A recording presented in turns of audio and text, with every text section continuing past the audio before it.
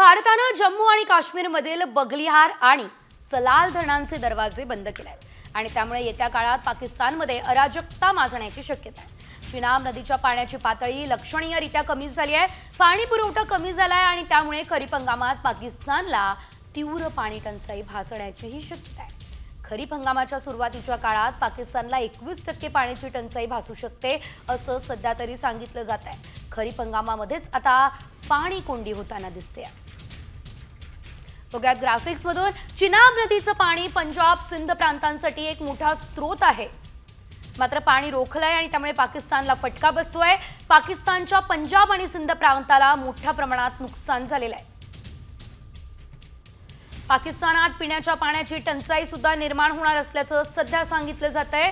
गहू धान पिकवणाऱ्या शेतकऱ्यांना याचा फटका बसणार असल्याचं सुद्धा कळतंय। एकंदरीत आपण जर बघितलं तर ही अतिशय मोठी घडामोड आहे। पाकिस्तानात अन्नधान्याची टंचाई निर्माण होणार असल्याचं बघायला मिळतंय।